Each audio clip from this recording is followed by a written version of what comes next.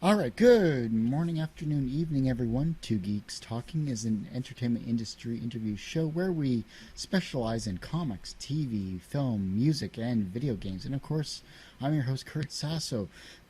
We're joined today on this particular episode with a very talented Canadian poet, writer extraordinaire. She has written many books. She is very talented and humorous as well. I was fortunate enough to meet her in a creative writing class, and I'm glad to finally speak with her once again after a couple of months, it seems. It's been a while. We're joined today by Vanessa Shields. How are you doing today, Vanessa? I'm doing great. Thanks for having me on the show. Anytime, anytime. For those that don't know anything about yourself, tell us a little bit about you. Okay, well, I was born and raised in Windsor, Ontario, Canada. I left a few times, but always ended up coming back. And I write in Windsor. I write everywhere, but I do most of my work and writing here.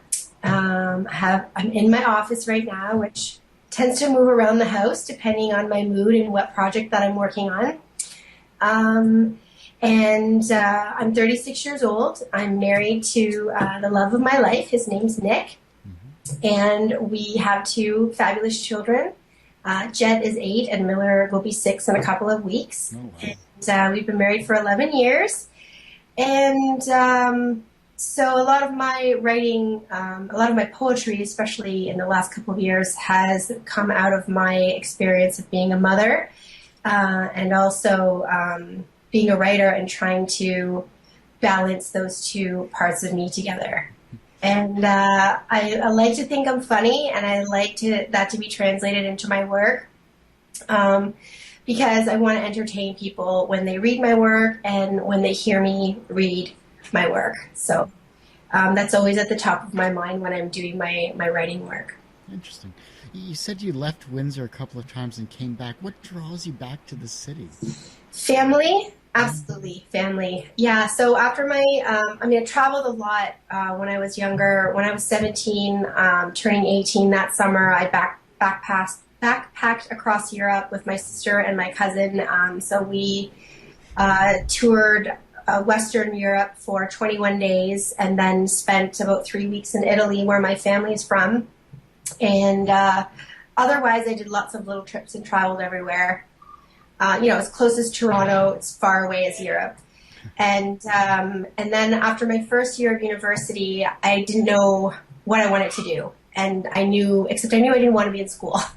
So I bought a one-way ticket out west and went to live in Kelowna, where they had a connection out there and a place to live and stay. So I did that, and I went out and lived in Kelowna for about 5.5, 6 months. And when I was out there, I worked on my first film. So, I've always known I was a writer, and I've always loved writing, and I have always written. But for some reason, I never studied writing. My degree from university is in communication studies, which still, is umbrellas writing.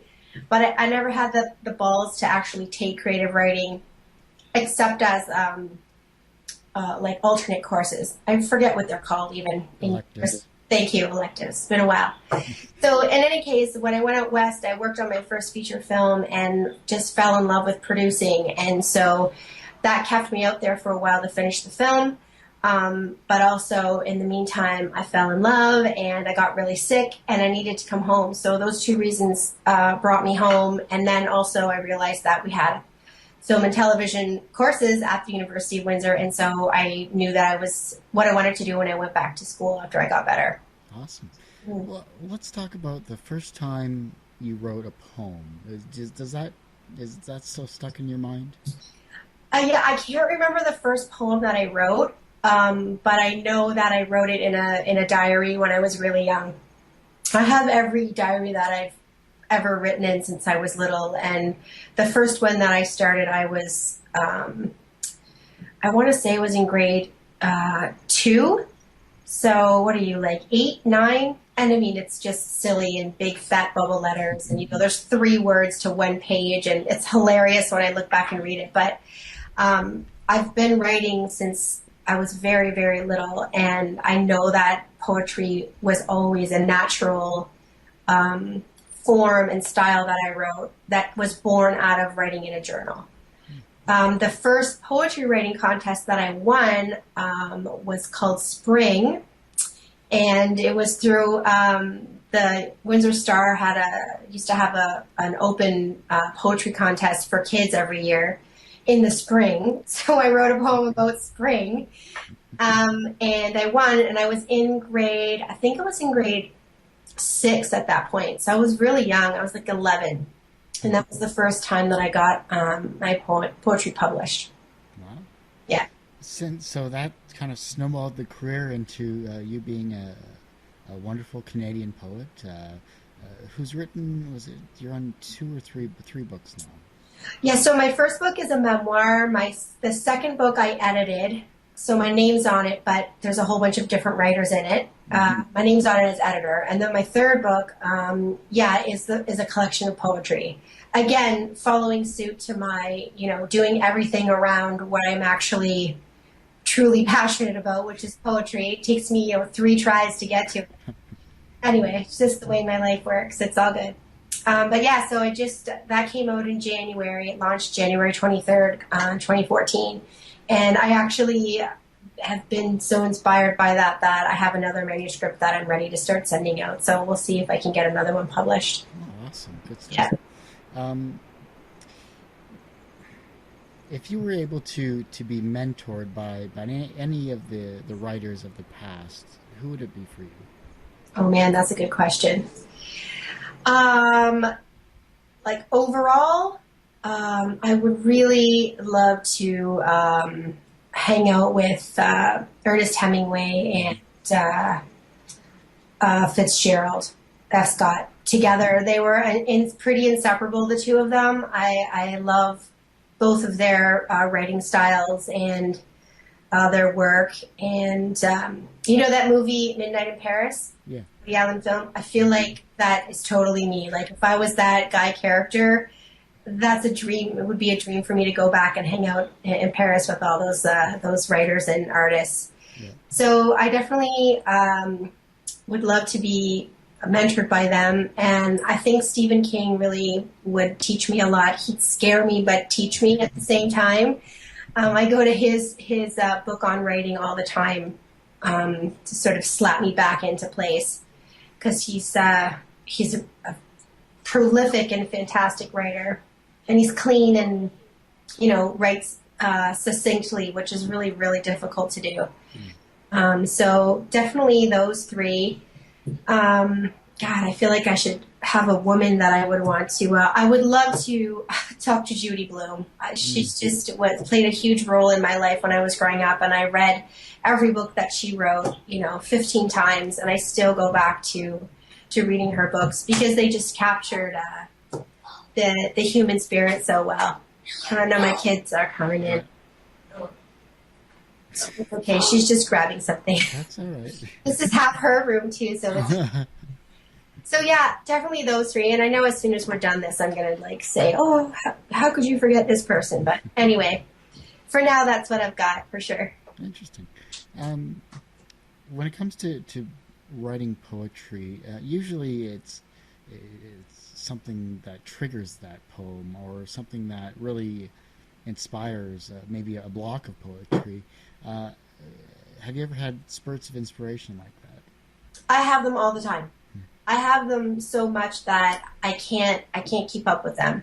And so the thing that I have taught myself is to stop and write it down, or type it on my phone, or write it on the back of anything that I can find, because I don't have any problem with creating poetry. It exists in my mind like my language. So it's just a huge part of me all the time. And it always reflects what I'm doing and what I'm experiencing. And, my kids just crack me up, and there's so many great things that they say that I can turn into poetry or short stories or, kid stories.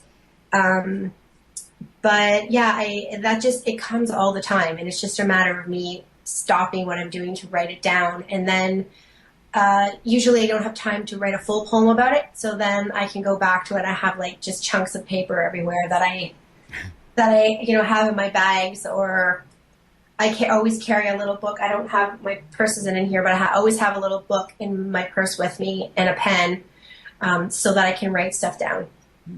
Yeah. Here's a thinking question, and pardon the Stephen King sounding nature of it. So,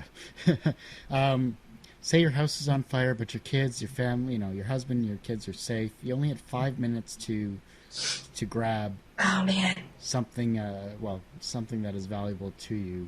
What would that be? So I think about this all the time.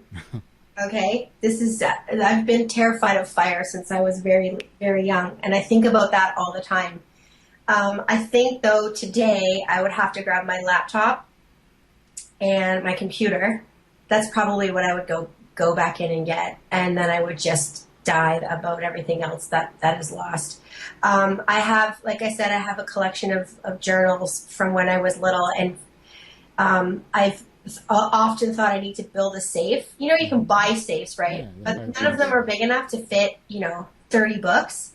So I feel like I should either get them out of the house, or, I need to build a big metal box that I can put them in, because that would be the thing that would kill me the most to lose.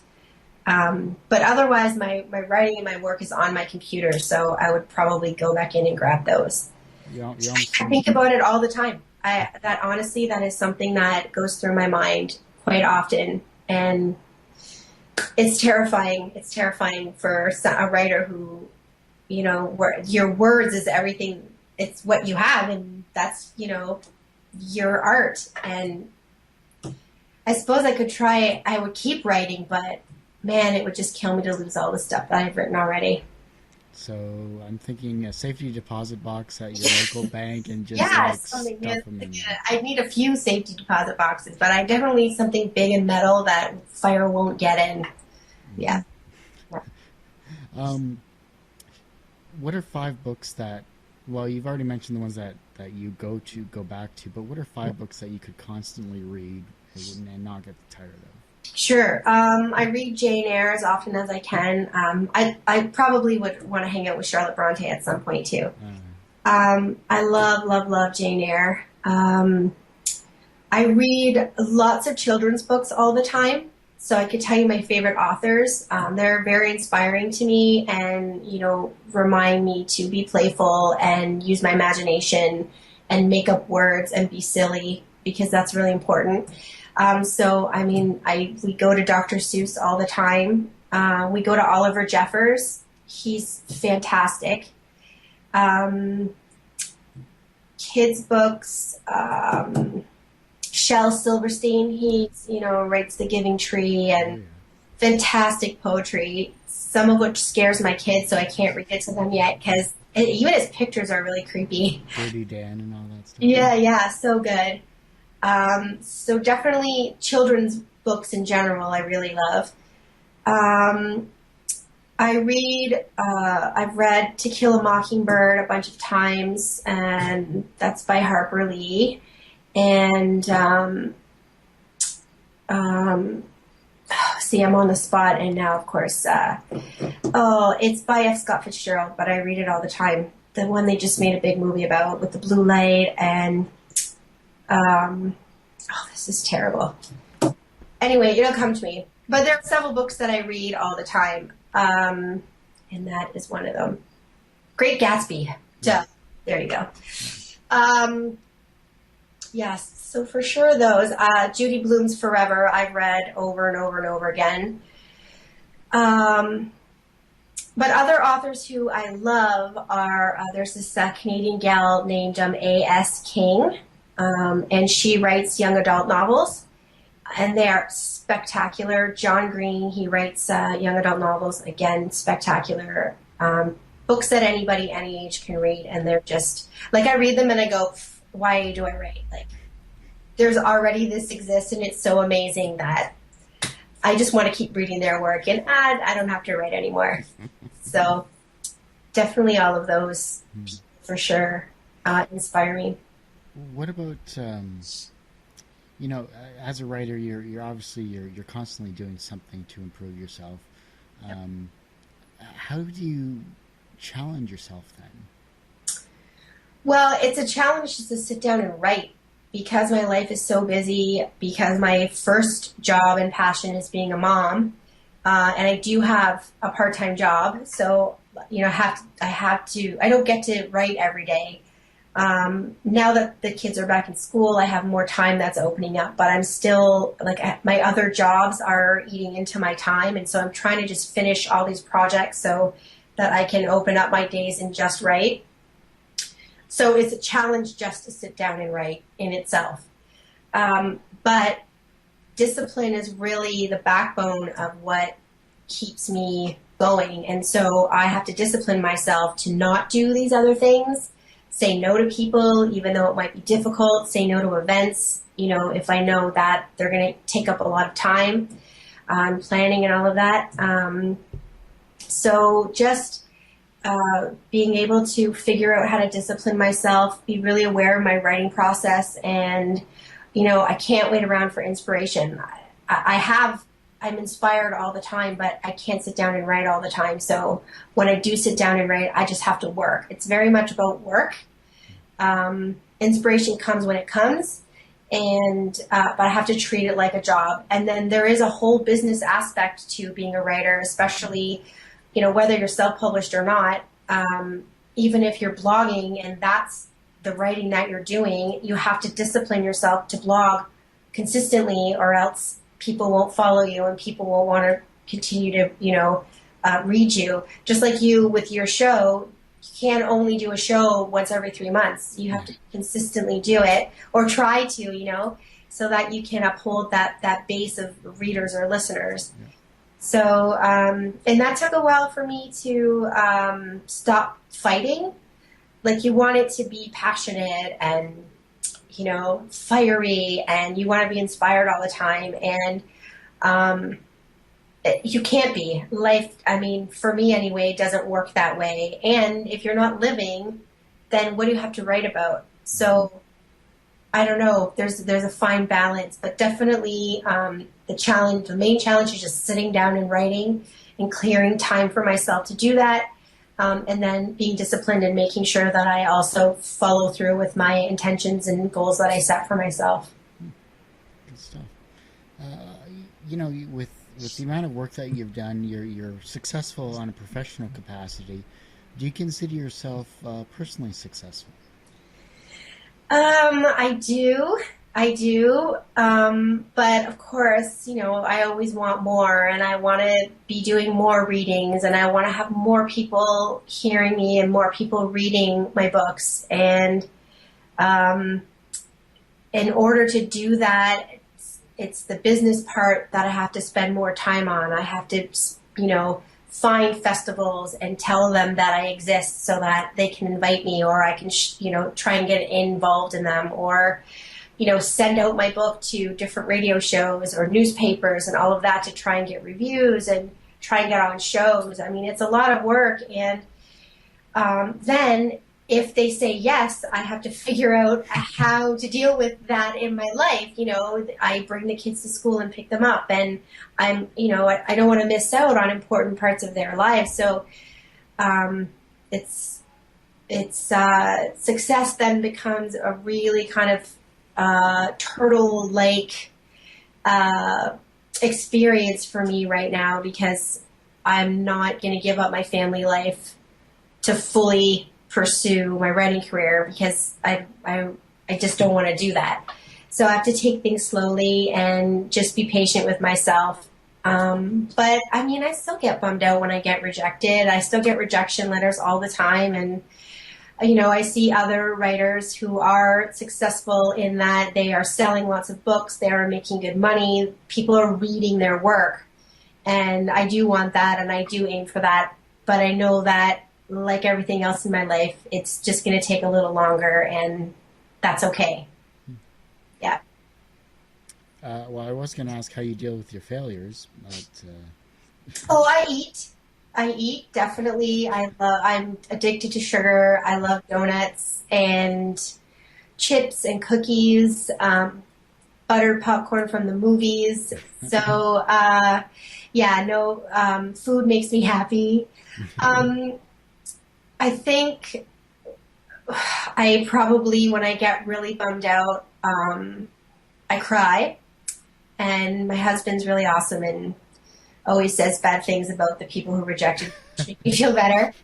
Makes me feel better. And then I don't submit for a while because I get bummed out. And then I can't read poetry, and I try to sort of just separate myself from anything that could trigger my sadness. And then slowly I get back into it. And I don't know, it's because what I write is so personal all the time, and I'm not making stuff up, especially for my poetry. I feel like it's me that they're saying no to. But I've also been on the other end of it. I worked at a publishing company, and I know what it's like to read great stuff and just know that you can't publish it for whatever reason. So I try to just do my best, and if I'm sad, I'm sad, and I get through it. And then when I'm done being sad, I write some more and submit some more, and that's it. I'll keep hoping that somebody will say, hey, I like this stuff. And people have, I am successful. You're right. So I have to just accept and be happy with what I've achieved so far, and, feel the joy of that, and not let a couple more rejections bum me out for too long. Yeah. Sounds good. When you came to the creative writing class, or creative process, I should say, you gave a wonderful talk, a great seminar. You had, you read some amazing poetry. You got us involved in the class, which was one of the most fun experiences I've had at university in a while. So I want to truly thank you for that. Thank you. So it's safe to say that you actually inspired at least many of our class, as well as those that you get to read to at live shows, and throughout those that happen to pick up your books and are reading them currently. They're inspired by what you are doing. So when the younger generation sees what you're doing, they become inspired. How can they inspire the generation that follows them?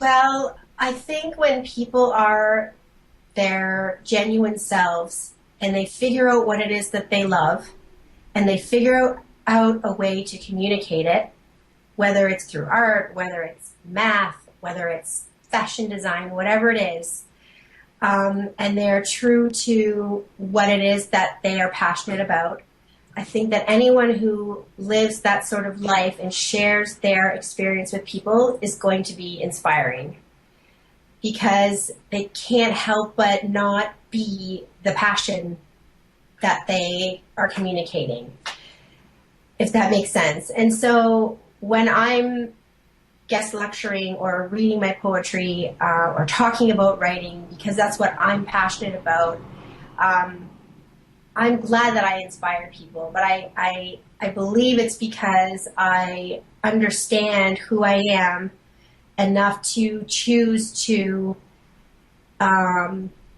follow my dreams, make dreams, and be passionate about something. And that in itself is inspiring.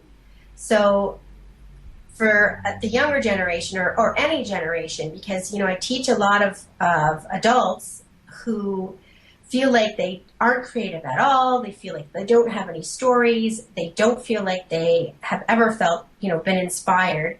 And it's just not true. It's just a story that we tell ourselves. And so once you figure out what it is that you enjoy doing, that's always what I start asking people. Like, what is it that you love? And then we go from there and build from there. They come to my class, it's a writing class, they know they're going to have to write. So somewhere inside them, I know that there's a writer. And we just have to uncover that writer in them and figure out the best way for them to get the words out. And that's a huge process, but that's what I've learned how to do in my own life. And I know how to teach that, and I know how to help people cultivate that in themselves. And old or young, it doesn't matter. Everybody has that thing inside them that, makes them feel alive. And so if I can inspire that energy and that sense, which I think is built around creativity and something artistic, then that's great. And hopefully, I'm always really emotional too. I'm not afraid to cry in front of people. I'm not afraid to be angry. I'm not afraid to swear. And that is good or bad depending on the audience. But I think that too is something that is good to have and good to teach and pull out of other people, is that it's okay to be vulnerable, and that's how you connect with people. So if you're going to get up there and not be true to who you are, people are going to feel that and they're not going to connect with you. And young kids, little kids have that no problem because they don't know any differently, right? No one's ever said, you can't feel like that. At least we try not to do that in our house anyway. It's not until you get a little bit older and you hear that enough and you have to figure out how to fit in that you kind of might lose that sense of what you loved when you were little that you loved so easily, So I think that when I work with people and speak to people, that's what I want to bring out, is I want to cultivate that passion inside of them, whatever it is. It doesn't matter if it's writing or not. And sometimes I want to do that by, being serious and, writing about things that are hard hitting and that we can all relate to, or I do it through laughter. I feel like people just relax more when they laugh and they open up, like it's easier when they're enjoying themselves and laughing. And so that's sort of my throughway into getting people to figure out, what they're passionate about. That was a really long answer. That's all right. That's probably the longest answer I've had with that particular question, so that works out well. Thank you. Usually they just, it's short, but it's I've heard it before. But so that was good. I like it. Thank you. Thank you. We're closing in on our time together. Unfortunately, it's amazing how fast time flies. And now I haven't asked anything about what's your website, Sure. or is there anything else that you'd like for those that, is there anything else you'd like those to know about? Yeah, sure. I blog pretty consistently, and now that summer's done, I've been trying to blog even more consistently. So blogging is a really important part of my writing life, and I blog about everything. I totally fail on the, top 10 things you should do on your blog to get followers or whatever, because I just can't stick to one topic. I'm sorry, I can't do it. So, I write about everything. I try to always write about writing at some point, but it's kind of all over the place. But it still is in my voice. And on my website, you can read my blogs, get a sense of who I am and what I'm doing currently. Plus, it's got everything else that it's supposed to have. So it's got my bio and pictures and, all the places I'll be reading and all the events I'll be at. It's got all my books. So if you want to buy my books, you can go there and get my books. But it's really kind of the best place to go if you want to get a sense of who I am and what I write. And also you can buy stuff. And I'm always trying to make it better. I eventually want to have some swag on there and, other sell more things on it, but I just haven't had the time to do that. But that's the goal for the future. What's the website? It's just my name, vanessashields.com. Nice and easy. Yeah. I just didn't know because you went right into the part of it. I'm like, wait, Yeah. did you say that? It's just my name, vanessashields.com. So I was lucky to be able to get that domain name, which is good because there's another Vanessa Shields who's a writer. Oh, Go figure. So, but I got the domain name somehow. And actually, you asked about interviews. I just interviewed Chris Hadfield, the astronaut. So I will be posting the interview that I did with him. We just did a phone interview, so I have to type it all out. But that will be forthcoming, and I'm really excited about that. He's going to be in Windsor in October because he's doing a big gig with the Windsor Symphony Orchestra. Oh, really? Yep, he's doing his first concert on Earth. So I don't know if you've watched any of his Space Jams, Yeah. but he's actually going to be performing them now on Earth in Windsor for the first time with the orchestra. Really? So this is all to kind of help promote that event, and then I'll get to interview him face to face when he's here in October, which I'm like totally freaking out about. That would be awesome. But he was really lovely on the phone and funny and so smart, crazy smart. So I'm really excited that I get to post that on my blog. And the Windsor Symphony Orchestra people have been great to let me, hook that up for me, and also let me post it on my blog. I mean, it's a big deal, and I'm really hoping that it's going to bring a lot of traffic to my site and sell more books. And I don't know, maybe I'll finally get to get on Giango Meshi. There you go. If you need an assistant, I'll be happy to help. Well, thank you. Well, that's wonderful. That's amazing news, and congratulations on that. And it's great to see that he's going to be in Windsor to start off. That's amazing. Yeah. He's got roots here, so I'm not quite sure if he lived here for a while or what, but he definitely has a strong connection to Windsor, and I think that's one of the reasons why he's eventually this is going to tour all over, but he's starting the show here. So super exciting. I can't wait to meet him. We met him at an air show a few years ago before he did his last space trip, and he was in that blue, cool astronaut blue suit and really, small and skinny, and it's so nice. And we talked to him for like 25 minutes. He met the kids, and so it's just awesome to, I don't think he remembers because I just talked to a bajillion people, I'm sure, since then. But, we still got a chance to talk to him already, and now we'll get to see him again, and it's awesome. It's cool. So are you doing a video interview of him, or are you going to just do it? Yes. The first one was on the phone, but I have to type it out. I can't play the recording. And it's going to be videotaped, but we're still working out the details of that. So it will be videotaped, and hopefully I can put it on my blog as well. Okay. Well, I've had experience with that type of stuff. So yeah. Good to know. Thank you. Wonderful. Well, Vanessa, thanks for that extra bit of info. I can't wait to see that. I think that would be a great way to support the local arts in Windsor, Ontario by going to the Symphony Orchestra. Absolutely. As well, for an amazing show. He's a great singer, too. I love it. Oh, he is. Like, blows my mind. Yeah.